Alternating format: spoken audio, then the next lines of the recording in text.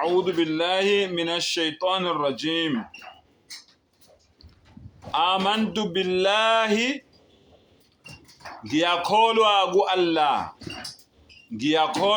ku Allah kama huwa bi asma'ihi ngiyakholwa ku Allah ngendlela aziwa ngakhona ngamagama akhe wasifatihi kanye neziqu zakhe. Allah unamagama eziqu zakhe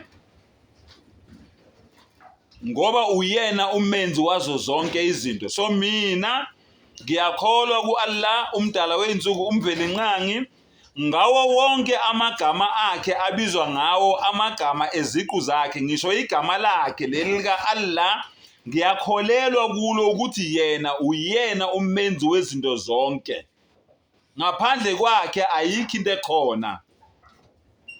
Subhanallah.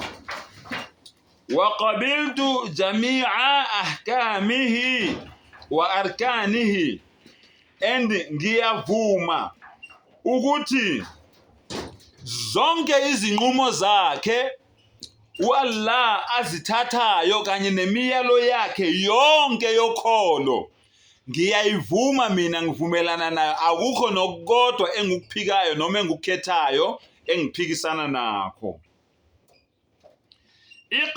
Iqrarun bil lisani, ngiyakusho lokho ngolimi lwami njengoba ningibona ngiyikhuluma lento ngani ngolimi lwami. Wa tasdiqun bil qalbi, and leyo nto leyo ngiyayigcizelela enhlizweni yami.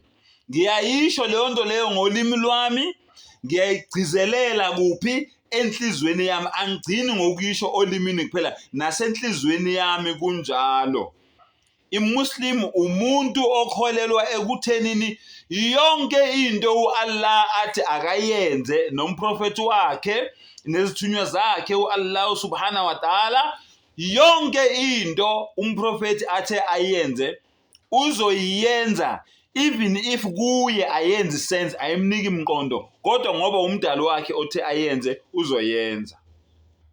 Yonke into umdali wakho nomprofeti wakhe isithunywa sakhe asithumele kithi ukuthi sizosibonisa indlela abathe singayenzi, angeke siyenze even if it makes sense to us, even if thina sinikeza umqondo ukuthi mangiyenza lento le ngi-right, kodwa ngoba uAllah nesithunywa sakhe uMuhammad sallallahu alaihi wasallam ukuthula kube naye bathe lento le i-wrong ningayenzi, angeke ngiyenze mina engizibiza ngemuslim.